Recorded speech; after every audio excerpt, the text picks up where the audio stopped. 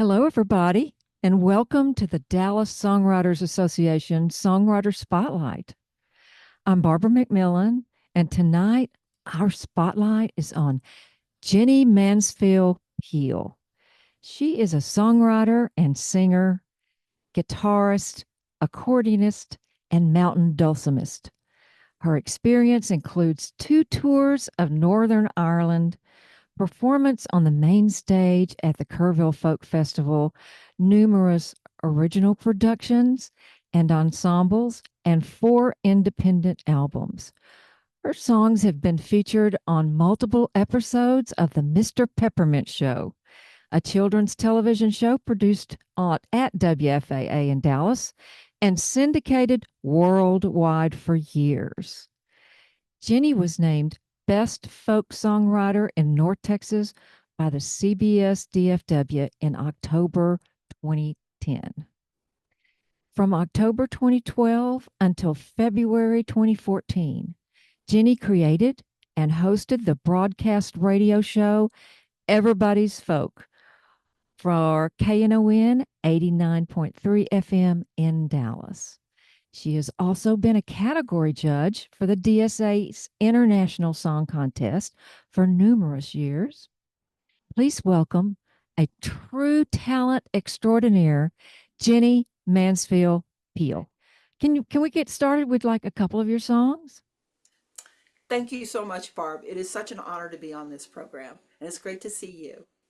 I have so many friends in the Dallas Songwriters Association, and this goes out to all of you guys. This is a song that I wrote after I moved to Southern Colorado to reflect the landscape of my new home. It's called The Snow on the Pine.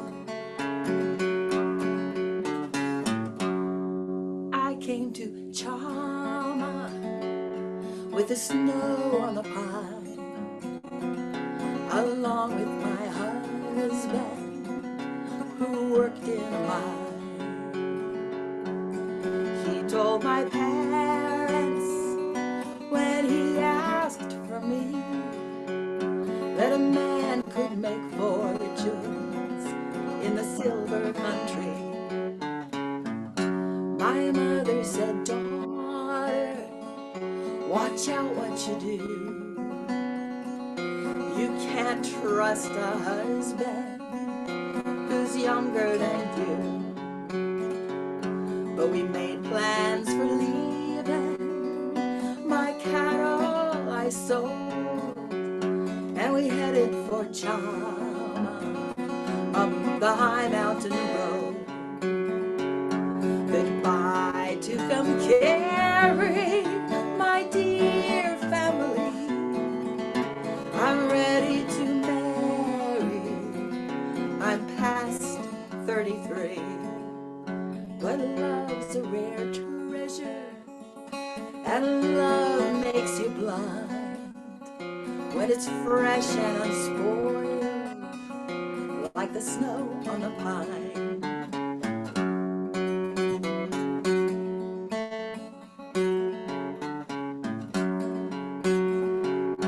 He wasn't a miner, there wasn't a claim. He made all his living by the luck of the game. The surname he gave me wasn't even his own, and he played with my money until it was gone. My new baby son, asleep in his bed, my husband burst in with a gun to his head. Both men demanded I settle a debt, but the one with the gun said he'd have me instead. Marry an old man, your love he will crave. Marry he'll make you his slave. Marry a gambler, and one day you will find the snow on the pine.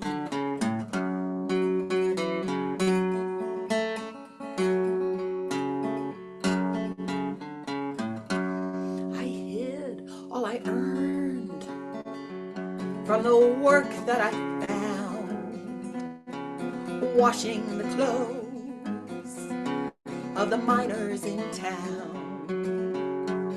Winters are lasting, but summers are brief, as the life of a gambler in the silver country. I paid off his liquor, I paid off his debt, I paid off his killer without a regret. Alone with my conscience, but I have been told that Chama has widows like Denver has gold. And now, my dear sisters, no, I'm not what I was. You knew me before I gambled on love. Men speak of treasure to be found in a mine, while love melts away with the snow on the pine.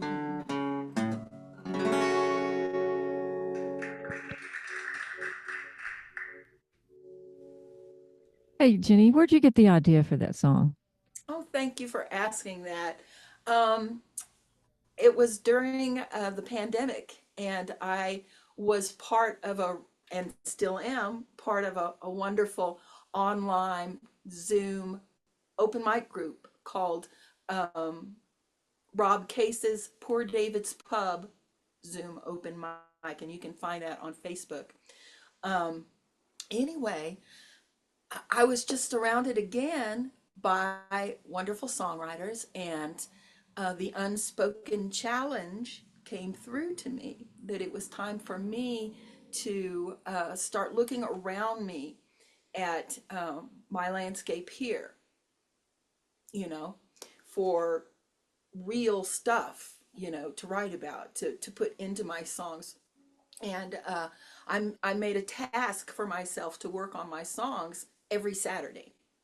And it was a Saturday, and my husband, Tom, asked if I'd like to go on a ride up around Chama. And we did that. And I thought, just because I'm on a ride doesn't mean I can't be thinking about a song. And I thought about that word, Chama. What a beautiful word that is to sing. So, to be quite honest, some of the songs that I write them so that I can sing certain words simply because I like to sing them. And chama is one of those words. And I thought, okay, if I'm going to write a song with chama in it, what is that song going to be about? And I personally love murder ballads. So I thought, I'm going to write a murder ballad with the word chama in it. And then Mhm. the whole rest of the song came from that. Okay. That have you ridden the train in Chama? The train that goes from Chama to Rain? Yes, the yes, I train. Yeah. have. Oh, The it's on walking my stick. bucket list. It's a narrow gauge. Yeah. And so you're really right along the side of the mountains. Yeah. It's a steam engine too, right? Isn't Yes, it yes, it old is. steam engine? It is. Cool. Yeah, that's on Cool. my bucket list. I want to do that sometime. Yeah. Well, oh, that's wonderful. So, what do you have next for us? Your next song? Oh, thank you. Um, I'd like to switch over to another instrument that I play, the mountain dulcimer. And for some reason, I thought the mountain dulcimer was way more well known than it actually is. And I found since I've come to Colorado that a lot of people have never seen a mountain dulcimer before.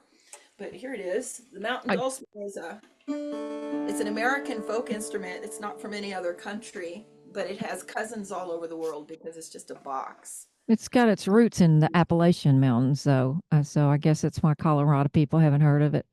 I guess so. And I kind of think of it more as a southern instrument because I personally had relatives, still do, in the Ozarks of Arkansas. Oh, And they they play the mountain dulcimer. That's a big part of what goes on at the Ozark Mountain Folk Festival. Oh. And there's a really great manufacturer of mountain dulcimers there in Mountain View, Arkansas, called McSpadden. And this is a McSpadden dulcimer. So Mm. it's originally from Arkansas. Cool. But, here I tell people, but now it's a Rocky Mountain dulcimer. See the But anyway, I put out an album several years ago that's a children's album, and it's called "Putting on the Old Folks' Clothes." And that I'd like to sing that song, but you have to imagine that I'm wearing a hat. Okay, so here we go. Look at this hat. It's Grandma's hat. Look, it's got a ribbon and a feather. I wonder if she ought to a picnic in the park back before I even met her. But when I put on Grandma's hat, I wonder who I'll be. I could be a beautician or a lady politician running for the presidency. Putting on Grandma's, putting on Grandpa's, putting on the old folks' clothes.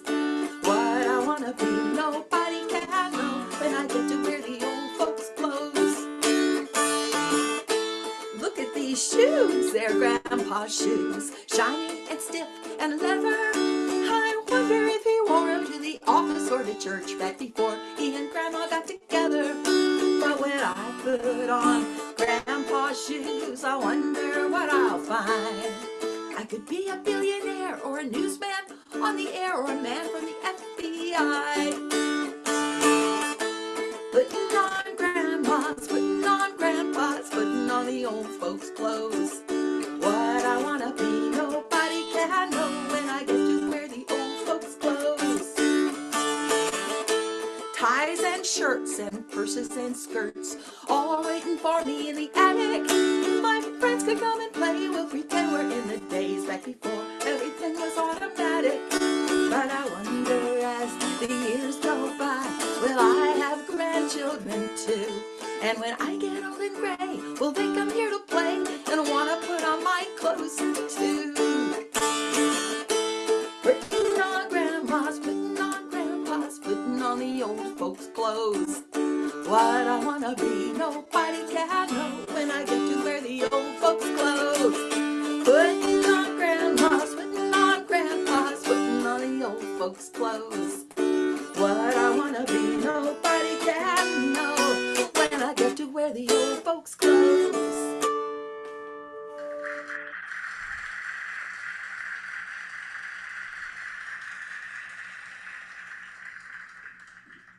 Well, had you written that when you were on Mr. Peppermint, or is that after Mr. Peppermint?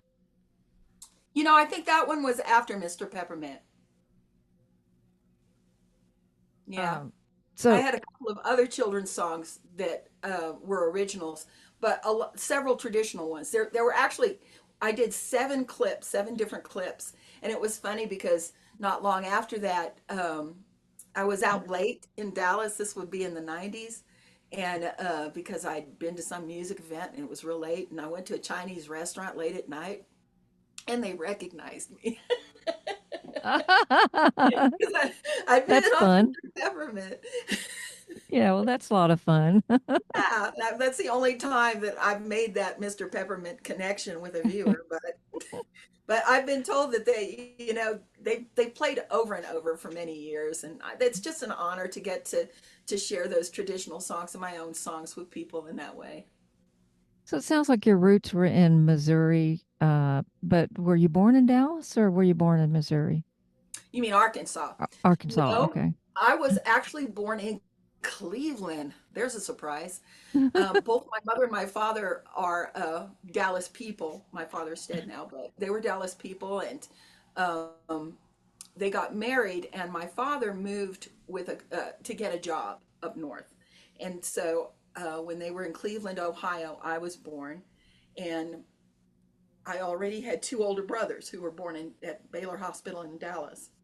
But then my little sister was born also in Cleveland. My family then moved to New Jersey, So when we finally moved back to Texas, I was already 9 years old and I was the one who had a funny accent. So, but my grandparents always lived in Dallas, where my family is from. So as a child and then growing up, I got to visit Dallas, and it was very special in my heart even before I got to live there. But I did graduate high school in Dallas and learn to drive in Dallas. So I think that negates everything before it. What schools did you go to in Dallas? I graduated high school at Lake Highlands High. Although I had a couple of very nice years at the Hockaday School, I got a scholarship to the Hockaday School. And then my parents wanted me to be back at Lake Highlands. So I came back to Lake Highlands High and graduated in 79, Hay class of 79. Um, then I went to the University of Texas at Dallas and got a degree in special education.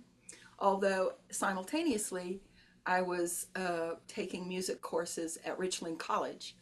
And I started my career then in the 80s at Scarborough Fair, which is a Renaissance fair in Waxahachie, not far from Dallas. Yeah, And still going on every year. Yeah.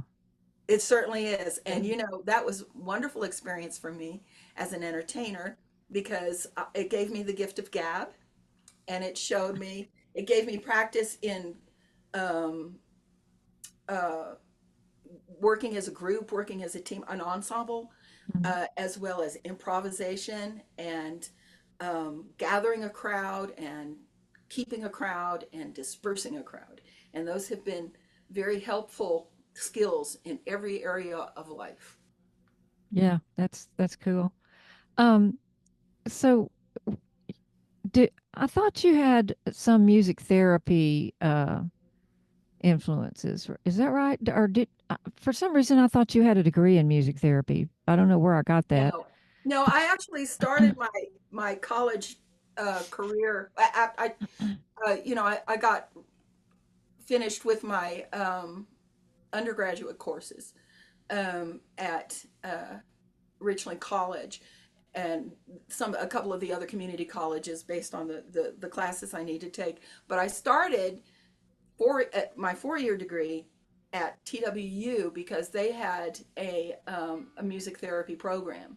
Hmm. But I just didn't feel like that particular program was for me at that time. So I shifted into special ed at that Oh, time. okay. I got you. Yeah, I do actually have a degree from in music, Bachelor of Science in Music Therapy from TWU. Oh, So, so that's so how long did you attend there? Just one semester or just one a couple? semester. Uh-huh. Oh.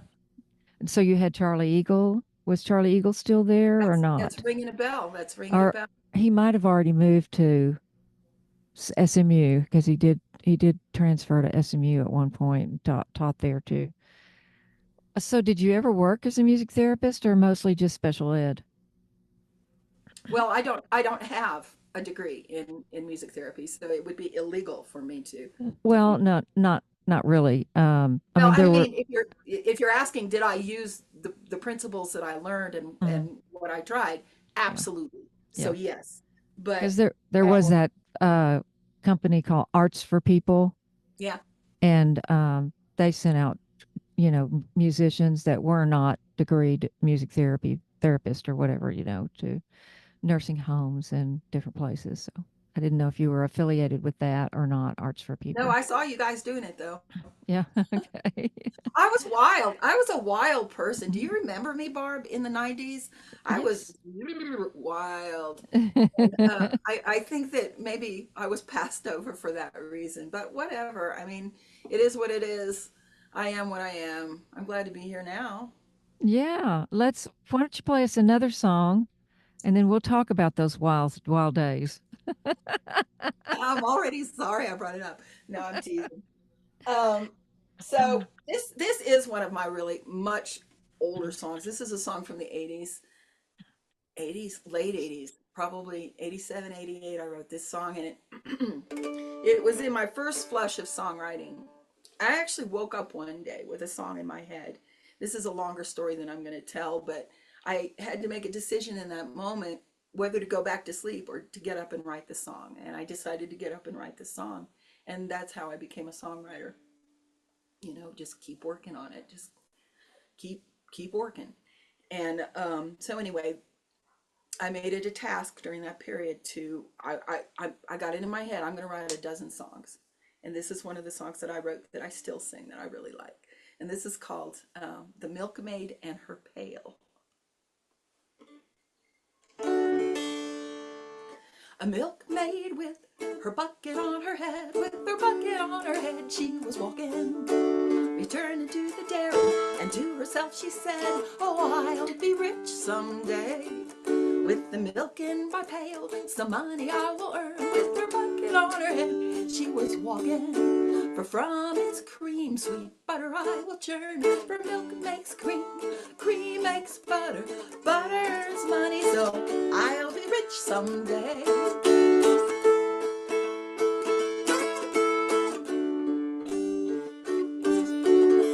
Then at the market, some eggs I'm gonna buy. With her bucket on her head, she was walking, and in to find chicks they'll hatch by and by. Oh, I'll be rich someday.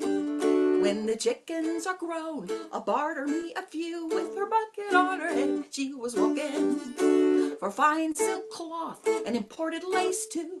For milk makes cream, cream makes butter, butter's money, and money buys eggs. Eggs hatch chicks, and chicks grow to chickens, so I'll be rich someday.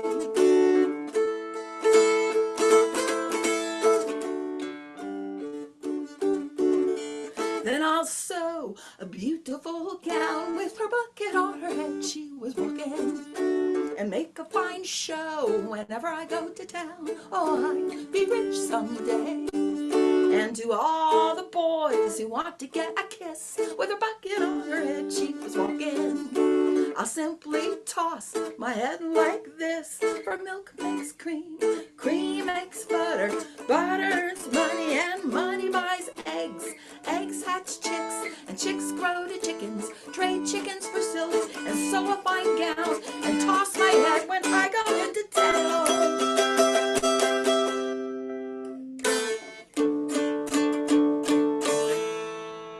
With that, her milk pail fell to the ground. With her bucket on her head, she was walking, along with the butter, the chickens, and the cow. Oh, I'll be rich someday. Greed and vanity are not the point of this tale. Other lessons will teach you that, but the moral learned by the milkmaid with her pail is, don't count your chickens before they hatch.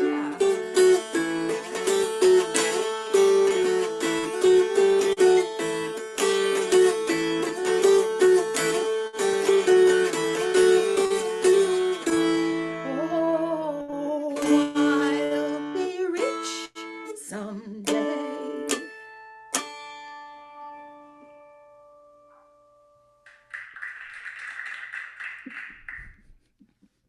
Right. We had to make sure that was the end of the song. That's very cute. It reminds me of I know an old lady who swallowed a fly, where you add things on as you go along. So were you working in the 80s and 90s? Were you working in special ed in the Dallas Independent School District, or what were you doing there? Well, through my entire adult working career, I've been both a teacher and a musician. So your previous question about, which I had to reinterpret to myself, of how do I use music therapy in my work, or how have I used it in the past? Um, Everything that I have acquired as a teacher, as far as skills or understanding, I have tried to use in my music as well. And to be quite honest, teaching was really not a great field for me. I don't have a great temperament for it. And during the 80s, I worked several places, and not just in public schools. I started out at Richardson ISD, but I didn't have a great first year. And I moved into private schools and taught in different private and day schools then for the next several years. And then at the end of the 80s, my life took a real turn because I had been married for 10 years at that time and I became divorced. And so that completely changed everything up. Uh, that was during a period in which I was 100% musician. I had Celtic bands at that time. I had a 7 year Celtic music career Oh, because I loved Celtic. I still do. me Love too. ballads, Celtic music, right? And I had bands in Dallas, including Pegasus Project, Whiskey Before Breakfast was one of my bands, and Movable Feast was another of my bands. And so I was making most of my income at that time from music, which means that I was very poor. Well, actually, I wasn't poor, I was broke. When you have a 4 year degree, you can't call yourself poor. You can only call yourself broke. And so, I just, survival is the mother of invention and because it's necessity. And so I learned to do a lot of different things. I had different jobs to make sure that I could feed myself and have a place to live and so on. And most of that was the educational work, but not all of it. Hmm. I worked in restaurants too. That's something Hmm. I've done. Yeah. And played music. I've tried to play music the whole time. I think I first met you at Sons of Herman Hall. And I'm pretty sure that's where I first met you. And um, you were a regular at the Thursday night campfire, electric campfire thing at that time. And I guess did you meet Tom Peale there at Sons of Herman Hall? No, no. And I think that you are remembering after I met Tom. Have you know? Do you feel like you've known Tom Peel, my husband, as long as you've known me? No, I've known you before. I knew you before Tom. Yeah, I Yeah. agree. Because Uh-huh. actually, Barb, you and I go way back, further than you're remembering. But that's okay. No, I didn't meet Tom at the Sons of Herman Hall, though Tom Peel, the music lover, was already a part of that circle of people. Now, at that Hmm. time in my life, which, and I'm now talking about 90, well, so what I did, I had this period of being broke, right? So I thought, you know what you need to do when you're broke, when you just have no prospects, you need to go back to school.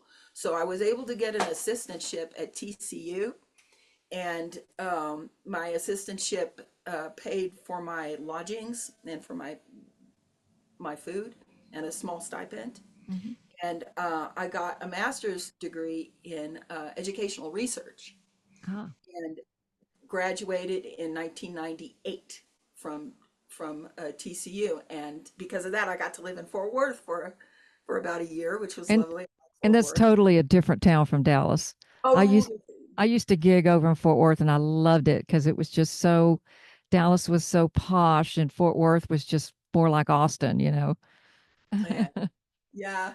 Well, so I've had both of those pleasures, but anyway, that took me to Austin because I got this degree. I had new skills. I was able to get this wonderful job in Austin as a special education monitor for the state of Texas.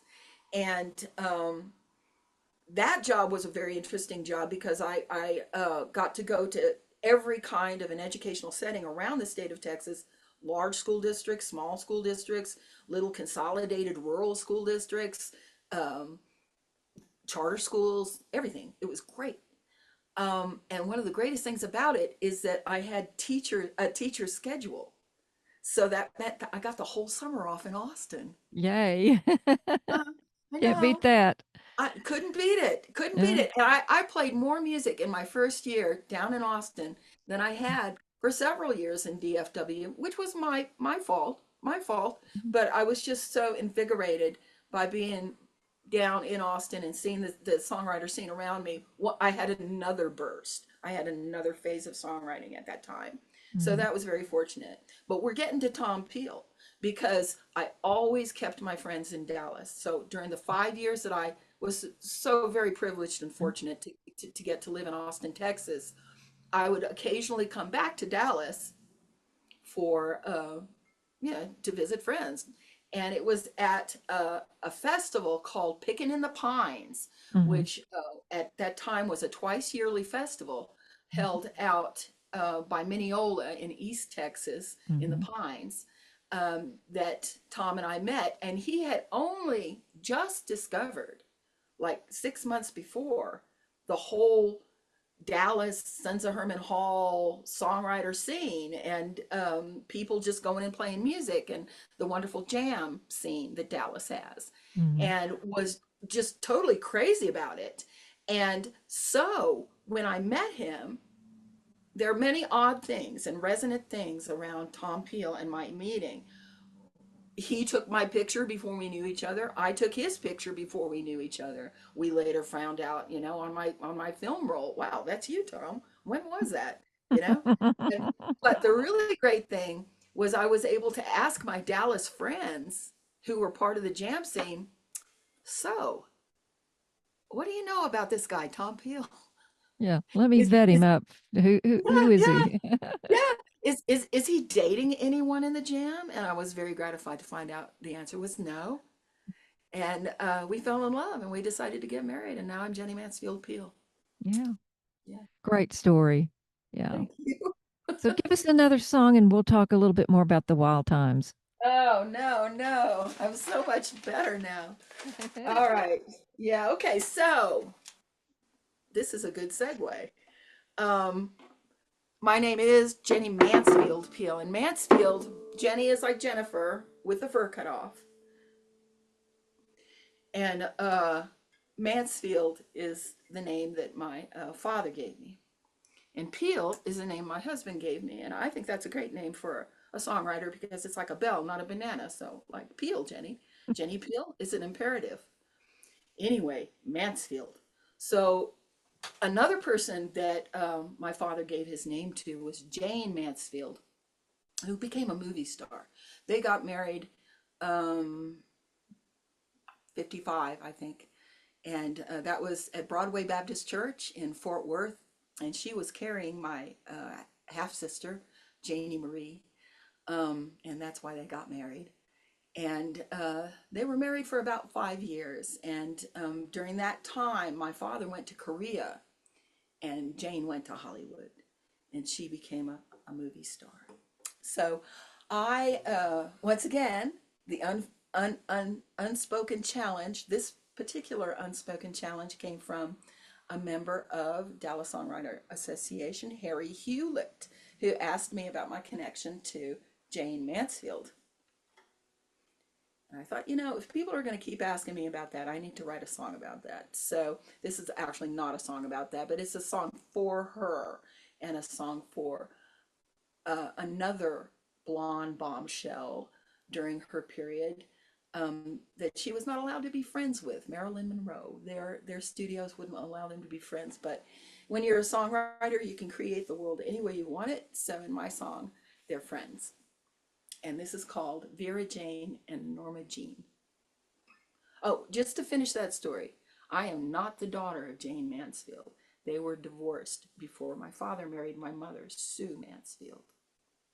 So she was never my stepmother, but her daughter is my half sister.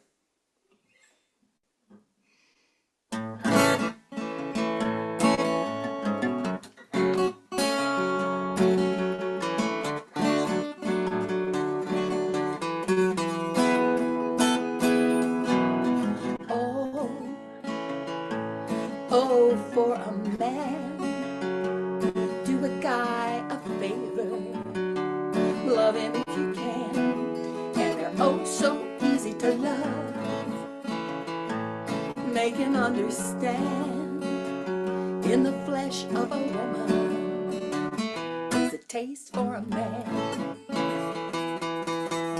Vera Jayne and Norma Jean, hometown winners, American cream, of the crop when the men who were boys, when their brothers won the war, saw them in their shorts and crops, dancing in their bobby socks. Rave on, and needed the hop, y'all. The girl can't help it, and the music won't stop. Vera Jayne and Norma Jean, female jungle on a silver screen. Oh, oh, oh, oh, whispered into that Hollywood scream. Fame forever.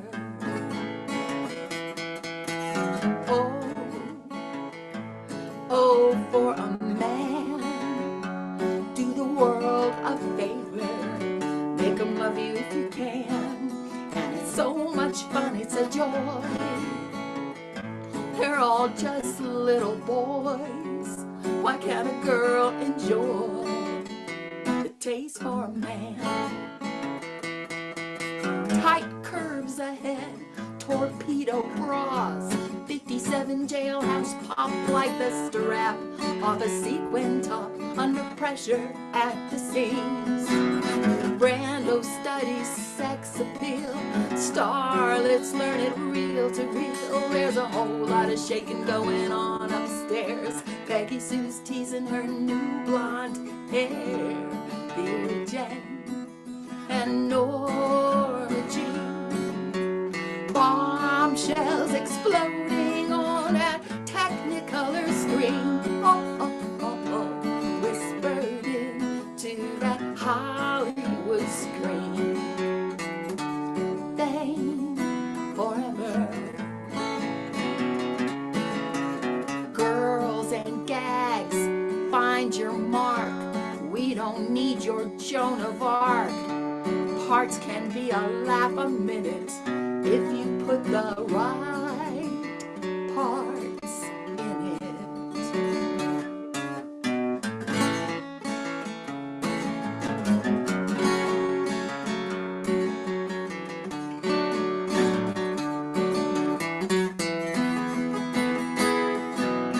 Oh, oh, oh, oh, for a man, oh, oh, to a girl a favor. Try and understand that I'm just no good at the chase. Tell me to my face, what is the disgrace in the taste for a man? 62, I can't stop loving you, dear Camelot. Fan mail and a headline sent, here's your exit, Maryland. Will success spoil Janie's dreams? Work to feed the pink machine. If she'd have made it back to New Orleans, she might have lived to see the end. Oh, Vera Jayne and Norma Jean,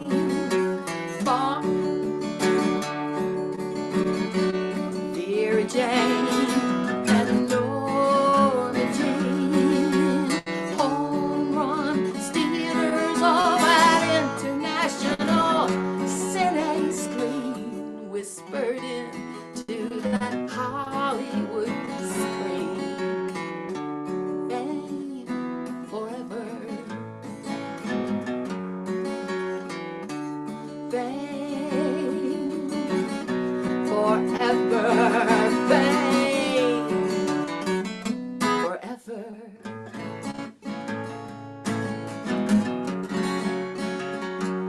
Oh, oh, oh, oh. Oh, oh, oh, oh, oh. For a man.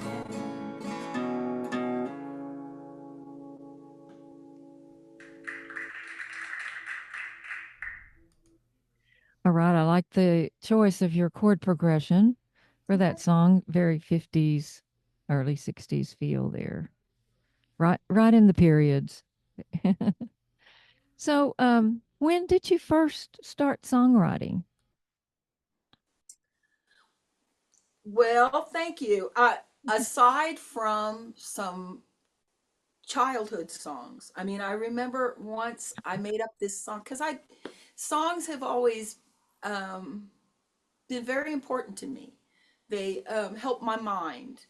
And as a child, there were many times I needed to just calm myself down. You know, children learn how to self-regulate themselves or they don't, but that's how I would do it is I would think of songs in my head or even sing them out loud.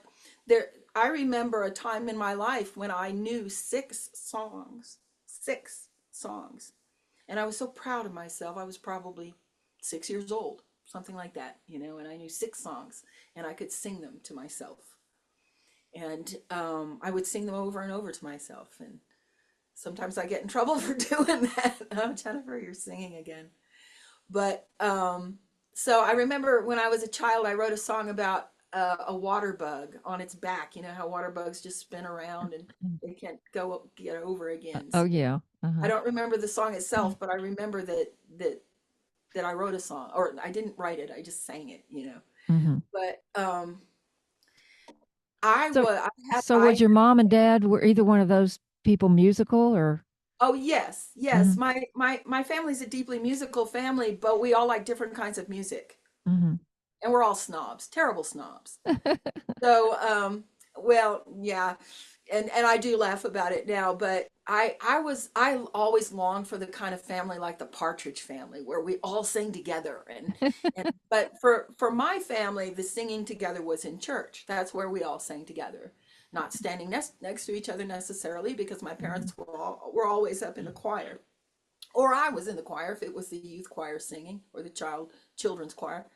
Um, What church was that you went We to were growing Southern up? Baptist. Wilshire Baptist Church is my home Oh, church in yeah. Dallas. Wilshire Corner Baptist. of Mockingbird and Abrams, That's right? right. Yeah. That's right. Mhm. Yeah. So, but I had been married for a good 7.5 years when I had my child, whose name is Andrew Van Horn. My name was Jennie Van Horn at that time. That's two words, Van Horn. That's a Dutch name. Um, and I never said my ex-husband's name correctly. And that should have been a sign to me that I wasn't fully committed. I would say Van Horn, and they would say it's Van Horn. Anyway, um, anyway, God, I don't think I you're quite really got. pulling the stories out of me, I know girl. I didn't quite get the distinction. Say the two different ways again. Van Horn and Van Horn. Okay.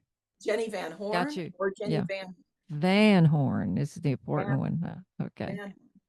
But Hmm. to me, it was more elegant to say Jennie Van Horn. That sounds more European. Hmm. I was not a very mature person. But anyway, so I had a child. His name is Andrew. He's still my baby, even though he's 37. And I don't know if any of you other ladies who have children can agree with me on this, but I bet you will. Once you have a baby, once you create another human being, you get a feeling like you can do anything. Like, really? I created a human being? And it just gave me this feeling that anything I wanted to do, I could figure out how to do it. And it led to very painful and enormous changes in my life. But within 6 months of my divorce in 1990, it's like I couldn't even remember the last 10 years. It was the strangest thing. Mm-hmm. Yeah, I was just shot out of a cannon and I had a new life. And, but back to your question, it was probably in the first few months after I had Andrew that I had this dream. And I've already referenced that in this interview. I had this dream of a song, and it was a song called Barbara Asked. And I'm not going to sing it right now, but it had a profound influence on me because I could see the song in my head. I could see what was happening. It was a ballad. And even the melodic elements of the song were in my head as I was dreaming. And as I started to wake up, I realized that I could make a choice. I could just forget about it It was just a dream. I could just roll over and go back to sleep. I was a tired young mother. Or I could get up and I could write the song down. Now, at this time, I have been blessed with a musical family, as we've discussed, but also they gave me music lessons. I mean, I played piano when I was a young child, and then I bought a guitar when I was in high school because I really wanted to play the guitar. And so from the time I was in high school, and then not long after I graduated from high school, I started, during my first marriage, I started performing at Scarborough Fair. And that went on for years. Mhm. So I was already a performing musician when I started writing songs. And one of the things that kind of motivated me at that time was I was tired of my repertoire. Mhm. I was tired of the folk songs I was singing. And I challenged myself. I said, well, Jennie, if you think you can write better songs than these, if you then you should do it. And so I stood up to myself and I made that happen. And I won the Dallas BW Stevenson Songwriting Contest in 1990 with my new songs. And that was so motivating. And I recommend that to songwriters. That's one of the wonderful things that Dallas Songwriters Association does, is it allows people to refine their skills and work on their presentation, work on their studio skills through contests. Those are really motivating. It can be heartbreaking, because you love your songs like babies, and you can't imagine that somebody else wouldn't pick your song as the very best. But the challenge that it gives you as a songwriter, as a producer, an independent producer, which is what you got to be, you got to produce your songs in some way to send them in, is it causes you to grow so much that you can afford to lose the emotional component. You can afford to let go of the pride, the pride or the heartbreak or whatever it is that makes you not want to enter. Mhm. That's what I have to say about that. Yeah. Well, although it's so if when you perform as a semifinalist in that contest, you do 3 songs. Do you still perform any of those 3 songs, or have they been put by the wayside? Oh no, I do. A Mhm. couple of them. One that I just you asked if the Milkmaid and her pail was with me during that time, and I think I told you wrong because I think it actually was. Putting on the old folks' clothes came later, but the Milkmaid and her pail I think was part of my first flush of songs, and so I can sing one of those. Would you like to hear one of those songs? Yes, that'd be great. Okay, this is an important song to me. It's called Two Sisters. Anybody who follows my writing will notice I sing a lot of songs about women and songs about sisters and relationships between women. And some of them are really good relationships, and some of them are really bad relationships. And yeah, I don't know why I do that, but I do. And well, actually, I do know why I do that, but anyway, I do. And so this is a song, like you said, this is from I probably wrote this in 1989, and then I had it ready for the contest in 1990.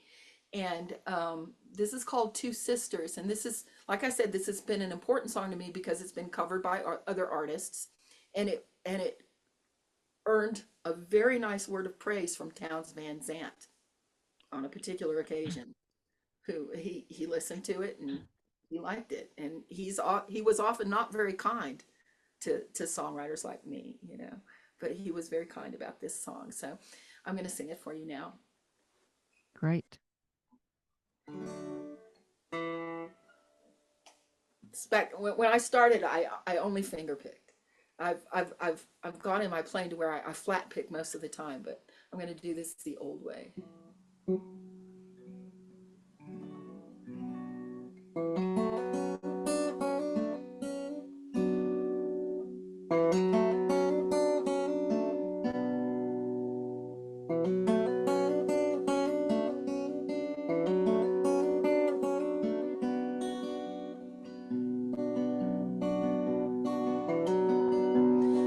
clock is in, the gate is barred. Fathers foul have left their yard. His riding horse is curried down. He stands and watches all alone. These Ozark mountains, Ozark kin, they hide their secrets old as sin. White river mist will rise and roll. When is my sister coming home? My sister's name is Anna Lee. She lays her head here same as me. She never lived one dainty hand.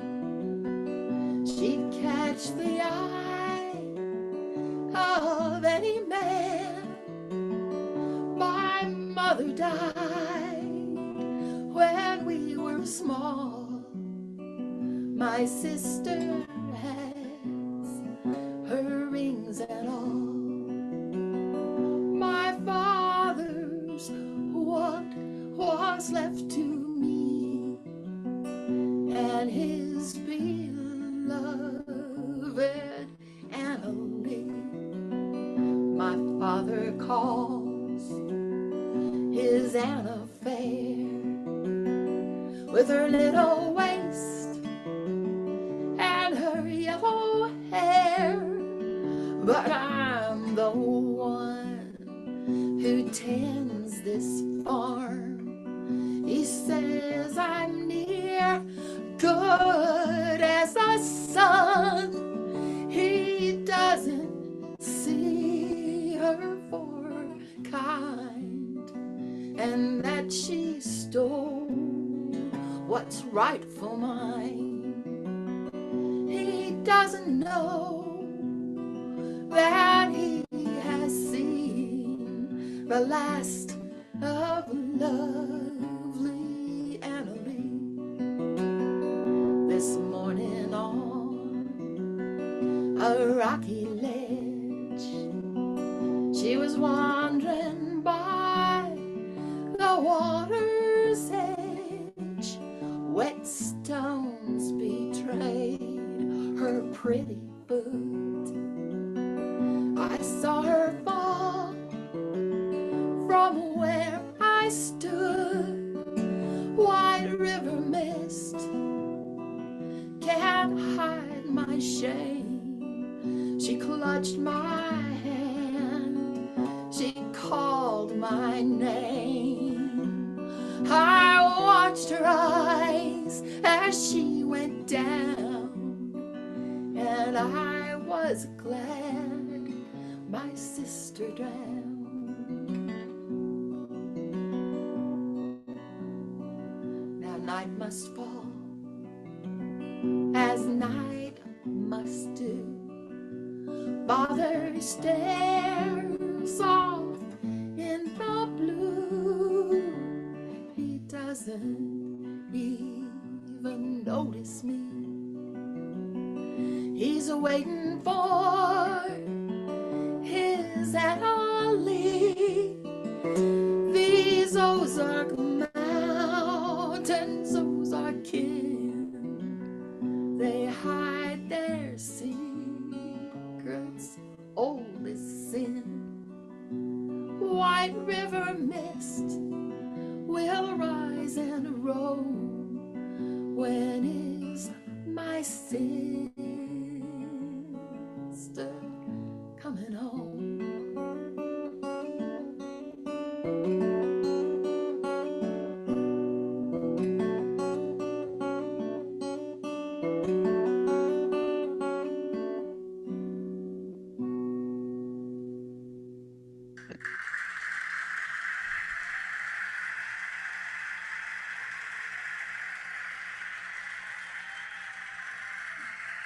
Well, that's a dark ballad. Let me say something about that. All of my murder ballads and songs, all of my murder ballads, and that was my first one, but it wasn't my last. Um, I've already sung Snow on the Pine earlier in this Mhm. show, so you know it's not my last. But they're all intended to be humor. Now, as crazy as that might sound, I was laughing when I wrote that. And the only person who laughed at that song was my sister. Well, it does sound like a classic folk song. Yeah. Mhm. Well, Barbara, that's when I fell in love with songwriting because the first time I took that song out and I played it in a circle of players, there was dead silence after I played it.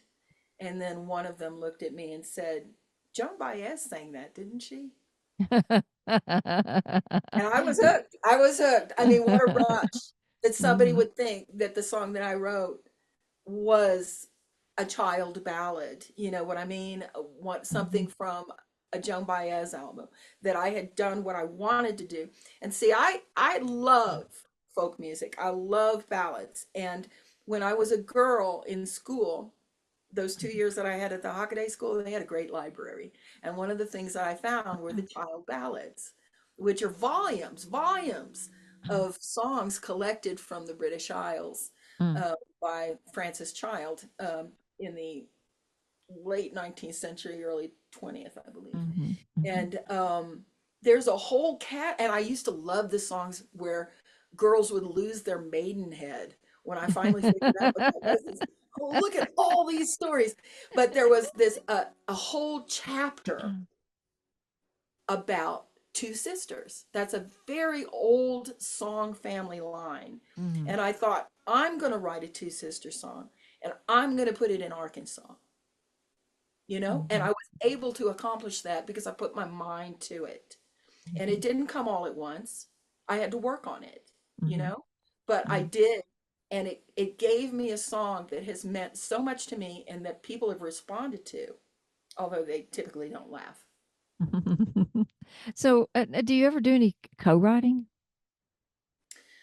Interesting question. I am just so ornery. No. Um, that opportunity, I've really only co-written with one other person, and that's Jay Gewurtz. Do you know Jay? I think he has been part of the DSA.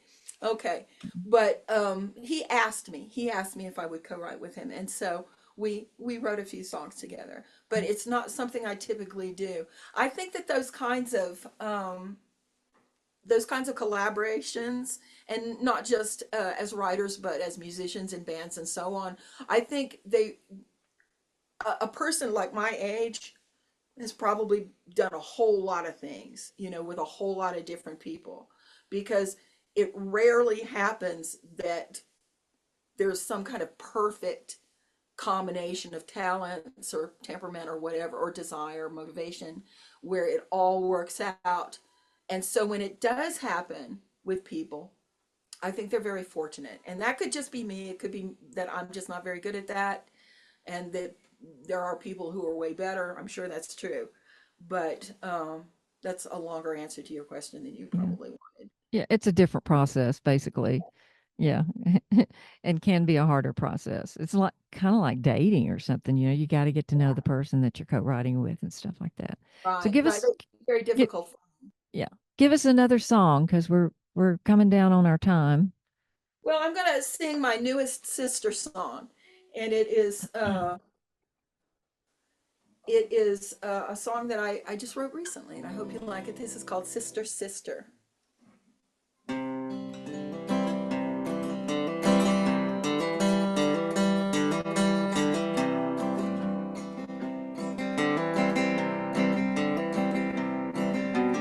Sister, sister, let me brush your hair.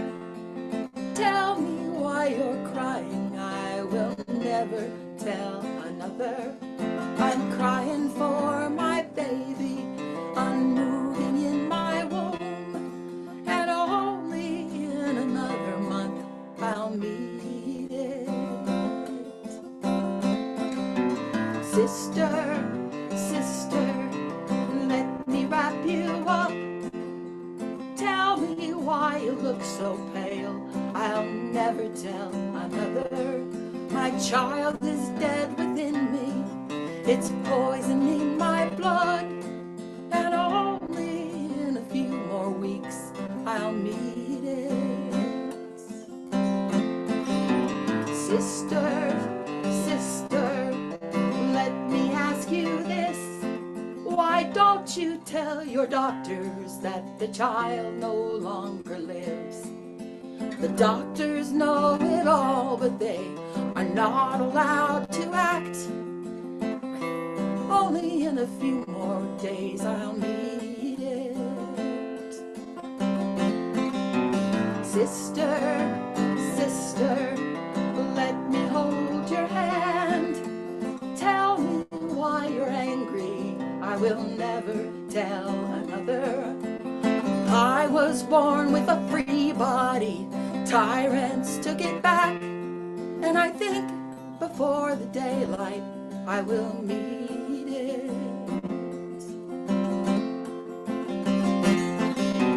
Sister, sister, I'm standing by your grave, telling you the things I fear I'll never tell another. I too have conceived a child, and I am just like you. And I fear, I truly fear, that it will kill me. Let me call you coward, or let me call you fool. To make me have a baby, they can make you sterile too. Kill me for your story, sell me to the state. Don't you know that someday you will meet it? Da da da da da da da da da.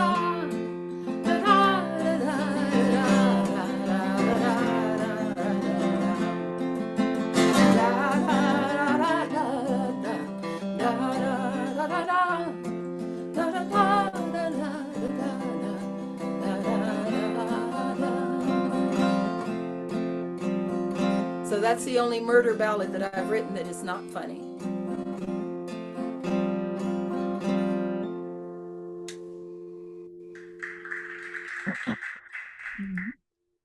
Well, a lot of folk singers become protest singers as well. Was Joan Baez one of your influences?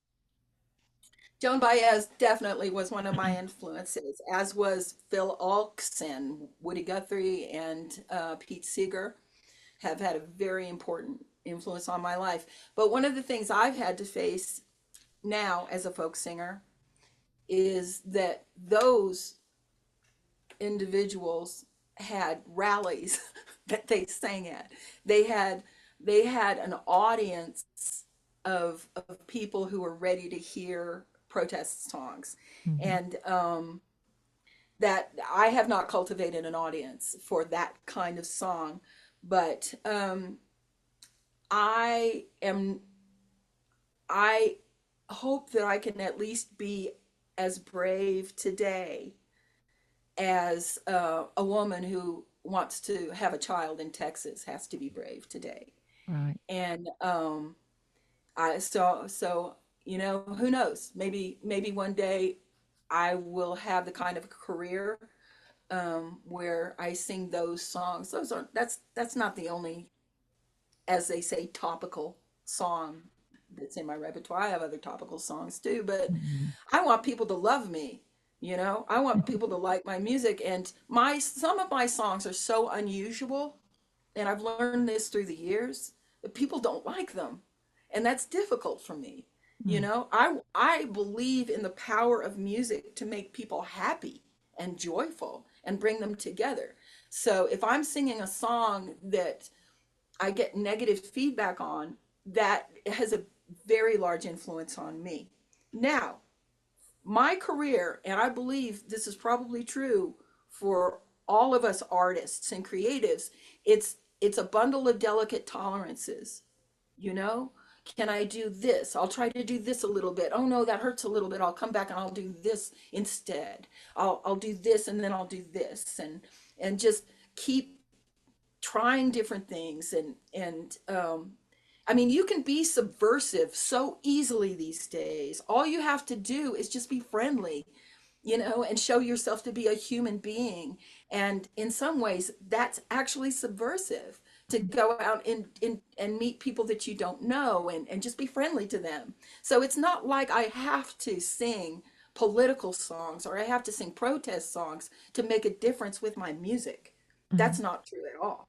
Yeah. We all make a difference with our music because Yes, music is so important in the world. it is.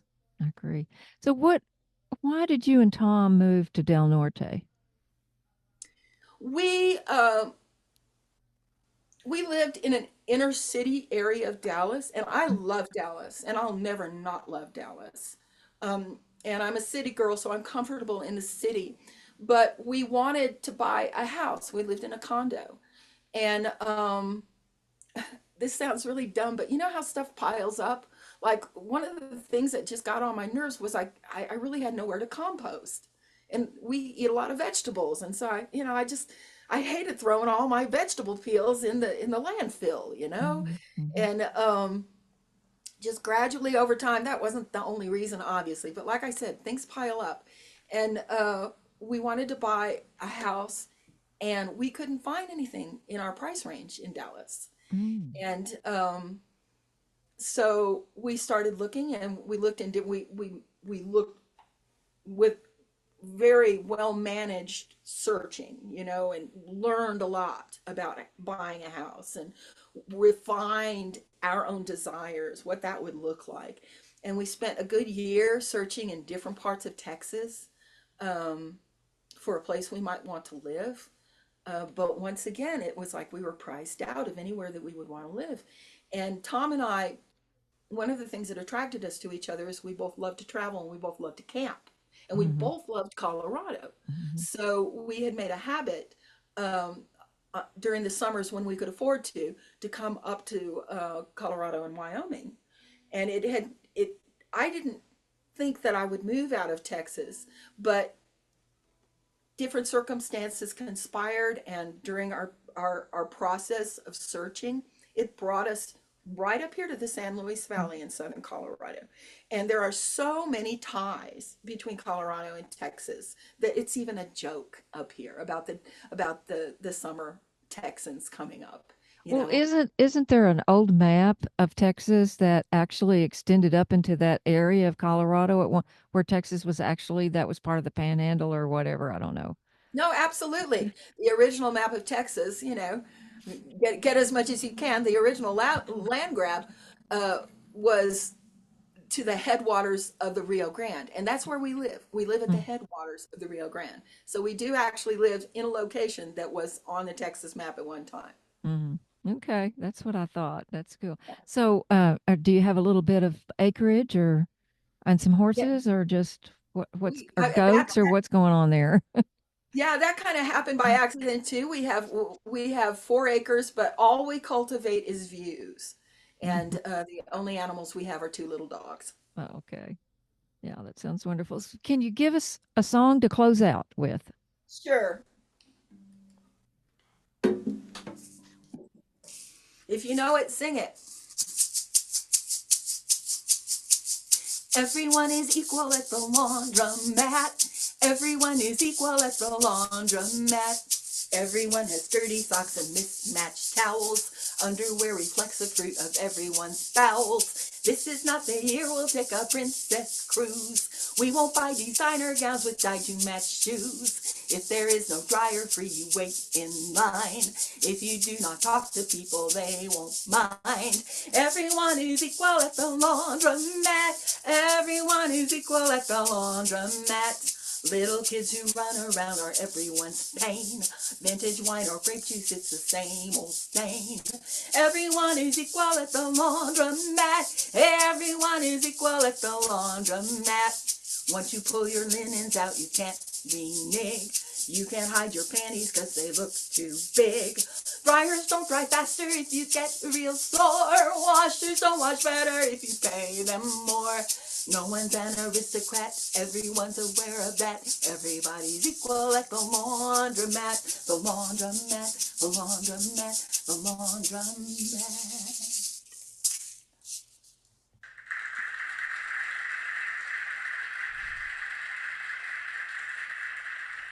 That was wonderful. Love that. That's a very catchy little song there. We like that. So, it's really been a pleasure to have you. Thank you so much, Jennie, for taking the time out of your busy schedule to be on our spotlight for Dallas songwriters. I really appreciate it. Um, I'd also like to thank Harry Hewlett for his behind the scenes brains and technical expertise. And in closing, I want to thank you, viewers, for tuning in to the Dallas Songwriter Spotlight with guest songwriter extraordinaire, Jennie Mansfield Peal. I'm Barbe McMillen, and good night all from Dallas, Texas, and Del Norte, Colorado.